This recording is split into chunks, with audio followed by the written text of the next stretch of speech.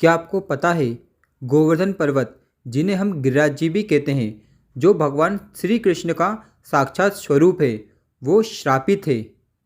आज इस वीडियो में हम गोवर्धन पर्वत गिरिराज जी की पूरी परिक्रमा करेंगे और इस परिक्रमा के दौरान मैं आपको बताऊंगा कि हमें गिरिराज जी की परिक्रमा क्यों करना चाहिए, कब करना चाहिए, गिरिराज जी की परिक्रमा करने का क्या महत्व है और हमें कहाँ से ये परिक्रमा शुरू करना चाहिए।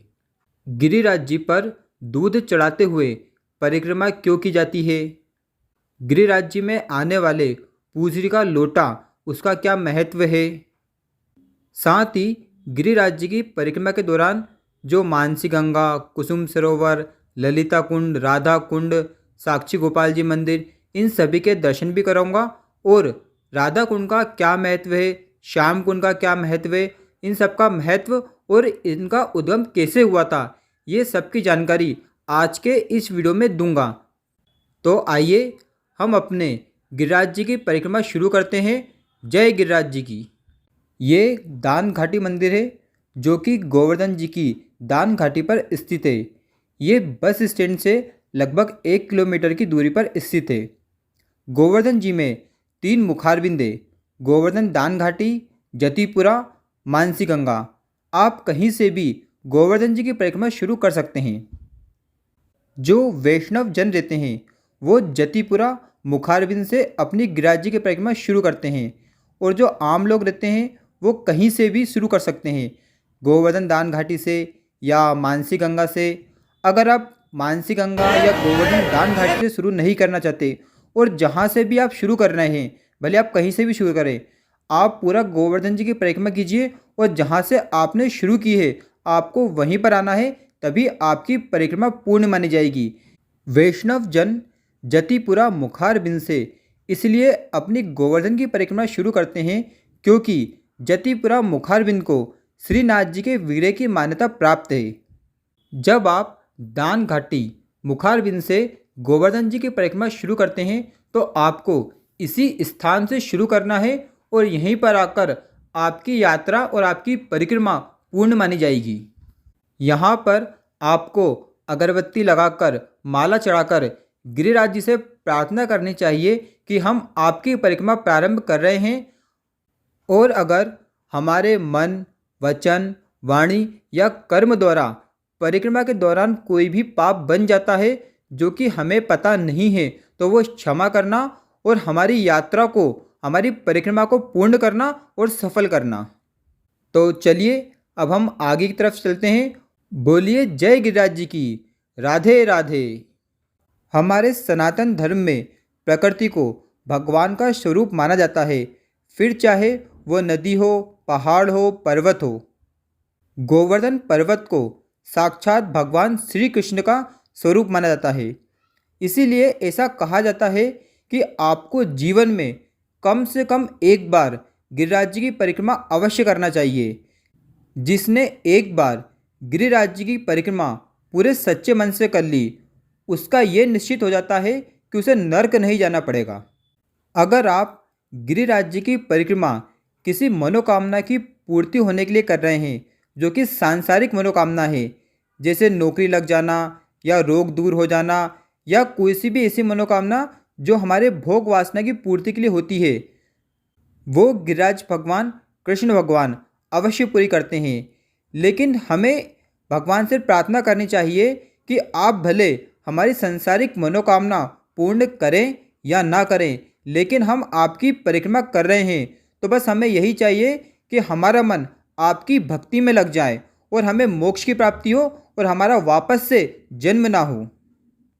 और जब हमारी मृत्यु हो तो हमें यमदूत नहीं, आपके दूत विष्णु भगवान के दूत लेने आए और विमान में बैठाकर विष्णु भगवान के धाम, कृष्ण भगवान के धाम वैकुंठ धाम को लेकर जाएं। बोलिए जय गिरिराज जी की। ये गोवर्धन पर्वत वही पर्वत है जिस पर्वत को भगवान श्री कृष्ण ने इंद्र का घमंड चूर करने के लिए और ब्रजवासियों को इंद्र के कोप से बचाने के लिए 7 दिनों तक अपने हाथ की कनिष्ठा उंगली के नख पर धारण किया था। कल युग में गिरिराज गोवर्धन जी को भगवान कृष्ण का ही साक्षात स्वरूप मानकर उनकी परिक्रमा की जाती है। अब मैं बताता हूँ गिरिराज जी की परिक्रमा हमें कब करना चाहिए। वैसे तो गिरिराज जी की परिक्रमा आप साल में कभी भी आकर कर सकते हैं। आप जब भी आएंगे आपको यहाँ पर कई सारे श्रद्धालु भक्तजन गिरिराज जी की परिक्रमा करते हुए मिल जाएंगे, क्योंकि भगवान के साथ ऐसा नहीं है कि वो सोमवार मिलेंगे या अधिक मास में मिलेंगे या कार्तिक मास में मिलेंगे। गोवर्धन पर्वत तो वही है जिसकी आप परिक्रमा लगाने आ रहे हैं। ये तो आपकी श्रद्धा के ऊपर है कि आप कब आना चाहते हैं। और यहाँ पर कोई आता नहीं है। गिरिराज भगवान गोवर्धन भगवान स्वयं उनको याद करते हैं, सिर्फ वही लोग यहाँ पर आ पाते हैं। अगर यहाँ की मान्यता के बारे में बताऊँ तो पूर्णिमा, अधिक मास, कार्तिक मास, श्रावण मास में परिक्रमा करने वाले श्रद्धालुओं की संख्या है वो बहुत अधिक होती है। वैसे तो आपको गिरिराज जी की परिक्रमा पैदल ही करना चाहिए, क्योंकि पैदल करने से आपको ज़्यादा लाभ प्राप्त होगा, ज़्यादा पुण्य प्राप्त होगा। कई सारे लोग दंडवती परिक्रमा करते हैं और कई सारे लोग ऐसे होते हैं जो 108 पत्थर या 1008 पत्थर लेकर एक बार में एक पत्थर रखते हैं। उनकी जो परिक्रमा है वो लगभग 10 साल 15 साल में पूर्ण होती है। तो ये आपकी श्रद्धा के ऊपर है कि आप गिरिराज जी की परिक्रमा कैसे करना चाहते हैं। दंडवती करना चाहते हैं या पैदल करना चाहते हैं या 108 या 1008 पत्थर के साथ आप परिक्रमा करना चाहते हैं। लेकिन अगर कोई व्यक्ति ऐसा है जो चलने में समर्थ नहीं है, उसके पैरों में दर्द होता है और उसकी उम्र हो चुकी है, तो वो रिक्शा में बैठकर भी गिरिराज जी की परिक्रमा कर सकते हैं। जैसा कि आप वीडियो में देख सकते हैं कितने सारे ऑटो लाइन से जा रहे हैं। ये सभी ऑटो गिरिराज जी की परिक्रमा करवा रहे हैं। लेकिन अगर आप समर्थ हैं, आप चल सकते हैं और फिर भी आप ऑटो में बैठकर परिक्रमा कर रहे हैं, तो उसका फिर आपको लाभ नहीं मिलने वाला, उसका कोई महत्व नहीं है। ऑटो में बैठकर परिक्रमा करने का लाभ और पुण्य उसी को मिलेगा जिसके पैर में प्रॉब्लम है और जो चलने में असमर्थ है। लेकिन अभी के टाइम पर क्या हो रहा है, कई सारे लोग जिनके मन में श्रद्धा नहीं है लेकिन उनको गिरिराज जी की परिक्रमा करना है और वह चलने में भी समर्थ हैं पर उनसे चला नहीं जाता है, तो वो क्या करते हैं कि रिक्शे में बैठकर परिक्रमा करते हैं। आप भगवान के धाम आ रहे हो, आप कृष्ण भगवान की परिक्रमा कर रहे हो।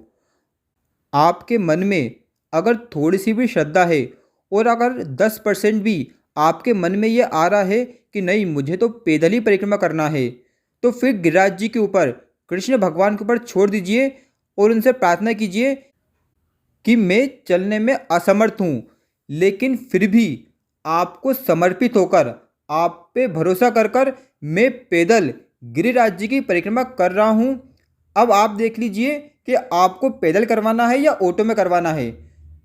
आप यकीन मानिए, अगर आपके मन में ये भाव आ गया कि जो होगा वो देखेंगे, वो हमारे गिरिराज जी जाने, वो हमारे कृष्ण भगवान जाने, लेकिन मैं तो पैदल ही करूँगा, भगवान आपको इतनी शक्ति दे देंगे कि आपको लगेगा ही नहीं कि आपके पैरों में लगी है या आपके पैरों में दर्द हो रहा है और आपकी परिक्रमा पूर्ण हो जाएगी।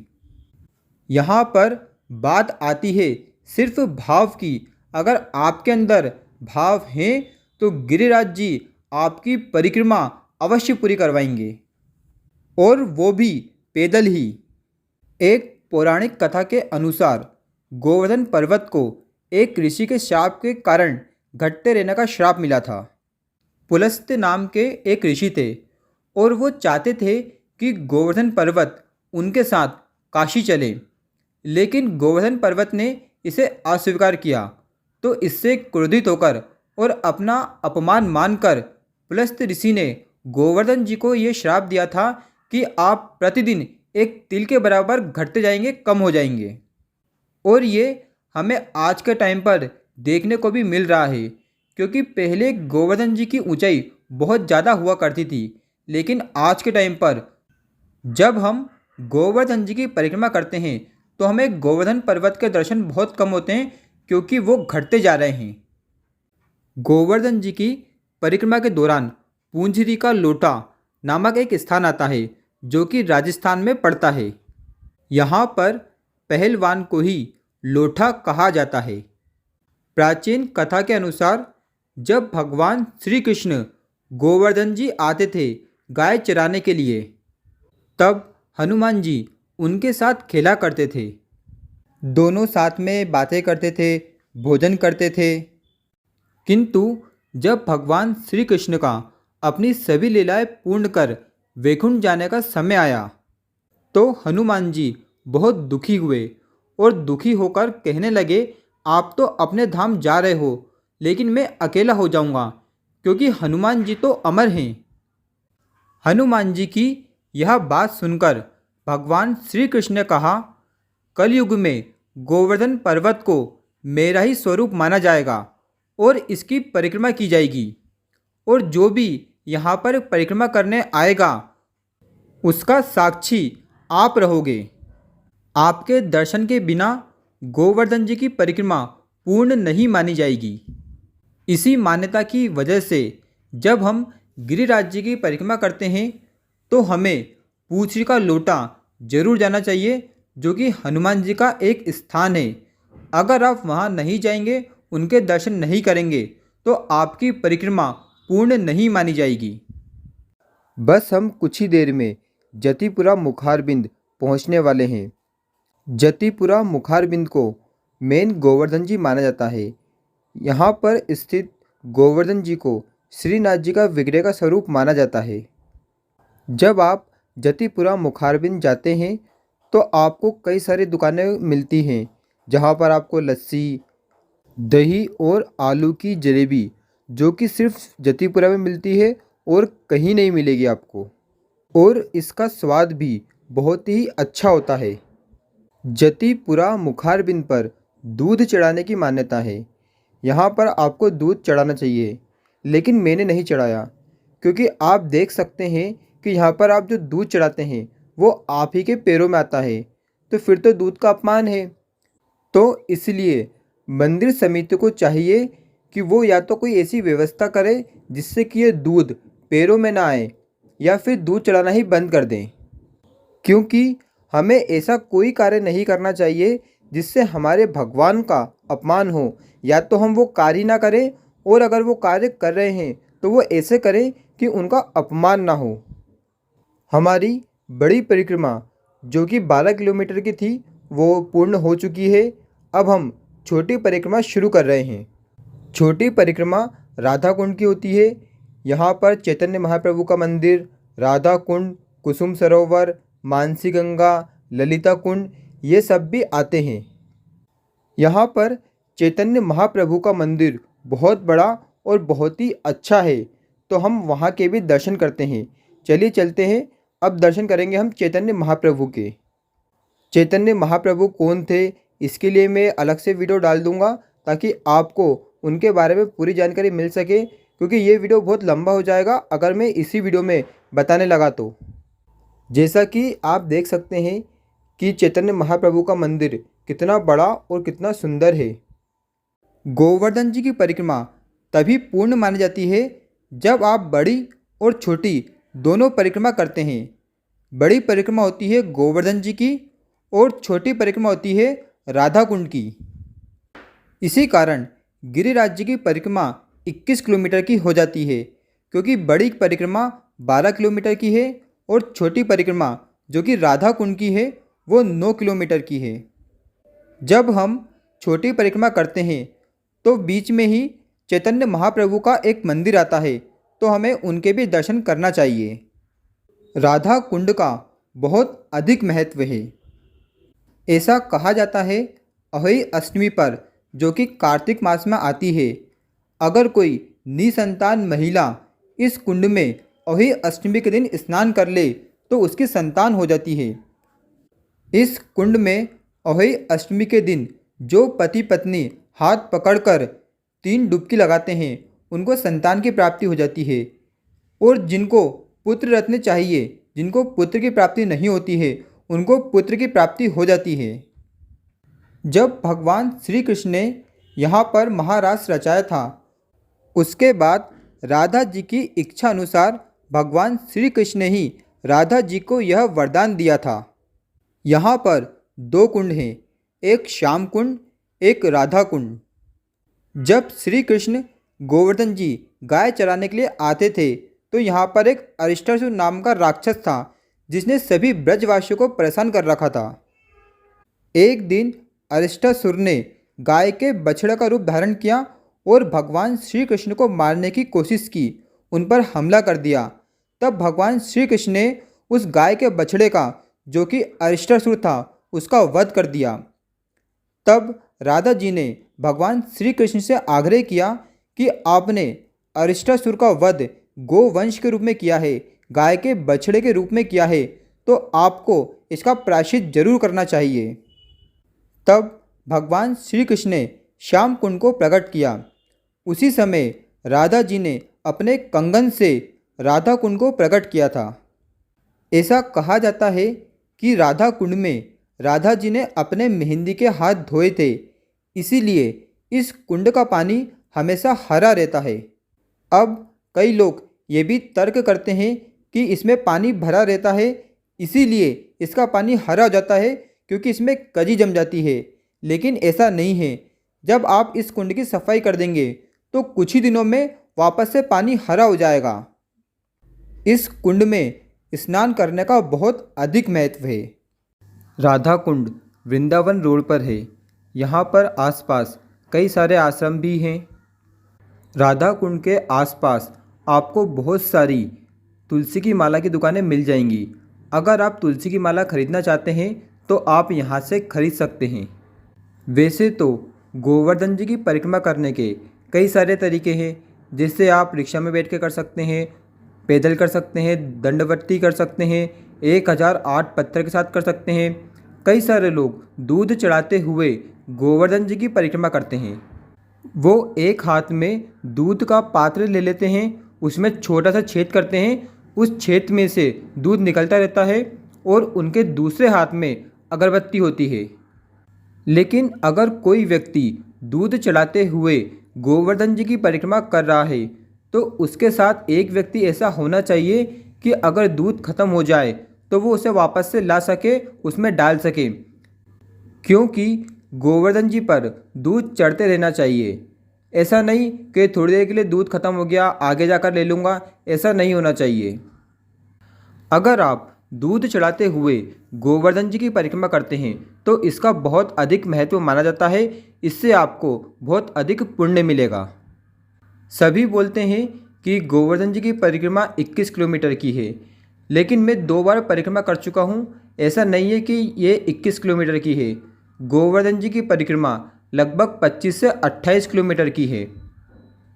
पहले ये 21 किलोमीटर की हुआ करती थी, क्योंकि पहले सिर्फ हम गोवर्धन जी की परिक्रमा करते थे, लेकिन अब पर्वत के पास घर बन चुके हैं, जिसकी वजह से मार्ग और ज़्यादा लंबा हो गया है। तो अगर आप आ रहे हैं तो आप ये ध्यान रखिए कि ये परिक्रमा 21 किलोमीटर की नहीं है, उससे ज़्यादा की है। लेकिन ये परिक्रमा फिर भी आप 6 घंटे में पूर्ण कर सकते हैं। जैसे हमने 2:30 बजे ये परिक्रमा स्टार्ट की थी और 8:30 बजे हम वापस से दान घाटी मंदिर पर पहुंच गए थे। सिर्फ हमें 6 घंटे लगे थे और उसमें हमने 1 से 1.5 घंटे बीच में आराम भी किया था। तो ऐसा नहीं है कि आपको 10 घंटे या 15 घंटे लगेंगे। अगर आप अच्छे से करेंगे तो 6 घंटे के अंदर आराम करते हुए आप इस परिक्रमा को पूर्ण कर सकते हैं। राधा कुंड की जब हम परिक्रमा करते हैं तो वहीं पर कुसुम सरोवर, मानसी गंगा, ललिता कुंड ये सब आते हैं। लेकिन रात हो चुकी थी और मैं बिल्कुल थक चुका था और यहाँ पर बिल्कुल अंधेरा हो गया था, क्योंकि हमने 2:30 बजे शुरू की थी और 8:30 बजे परिक्रमा पूर्ण की थी। तो अंधेरे की वजह से यहाँ पर लाइट भी नहीं है। जैसे कुसुम सरोवर, मानसी गंगा, यहाँ पर लाइट नहीं थी, तो यहाँ पर अच्छे से वीडियो रिकॉर्ड नहीं हो पाया है। लेकिन हमने मार्ग का पूरा वीडियो रिकॉर्ड किया है, ताकि आप जो मानसिक यात्रा कर रहे हैं वो आपकी मानसिक यात्रा पूर्ण हो सके। आपको अपने जीवन में एक बार गोवर्धन जी की परिक्रमा अवश्य करना चाहिए, क्योंकि आप एक पर्वत की नहीं, गोवर्धन जी की परिक्रमा नहीं कर रहे हैं, आप साक्षात भगवान श्री कृष्ण की परिक्रमा कर रहे हैं। क्योंकि ऐसा कहा जाता है कि आज भी भगवान श्री कृष्ण गोवर्धन जी में वास करते हैं। तो ये परिक्रमा साक्षात राधे कृष्ण की है, ना कि एक पहाड़ की है। उसे आप पहाड़ समझकर परिक्रमा ना करें, उसे साक्षात भगवान श्री कृष्ण समझकर आपको परिक्रमा करना चाहिए। तो हमने जहाँ से परिक्रमा शुरू की थी, हम वहीं पर आकर वापस पहुँच गए हैं। हमने दान घाटी से परिक्रमा शुरू की थी, हम वापस से दान घाटी पर आ गए हैं। आप जहाँ से परिक्रमा शुरू करें, आपको वहीं पर परिक्रमा समाप्त करना चाहिए। और जब आपकी परिक्रमा पूर्ण हो जाए तो आपको ये बोलना चाहिए, हे गोवर्धन जी, हे कृष्ण भगवान, मैंने सच्चे मन से आपकी परिक्रमा की है। अगर मेरे मन, वचन, वाणी, कर्म द्वारा कोई अपराध बन गया हो या कोई पाप हो गया हो तो उसे क्षमा करना और मेरी गोवर्धन की परिक्रमा को पूर्ण करना। ये कहकर ही आपको परिक्रमा पूर्ण करना है, आपको उनसे माफ़ी मांगना है ताकि आपकी जो परिक्रमा है वो पूर्ण हो जाए और आपको परिक्रमा कृष्ण भगवान को समर्पित कर देना चाहिए। उसका आपको बहुत अधिक पुण्य मिलेगा। तो हम हमारे गोवर्धन जी की परिक्रमा को यहीं समाप्त करते हैं। अगर आपको ये वीडियो अच्छा लगा हो तो वीडियो को लाइक कीजिए, चैनल को सब्सक्राइब कीजिए। जय श्री कृष्ण, जय गिरिराज जी, राधे राधे।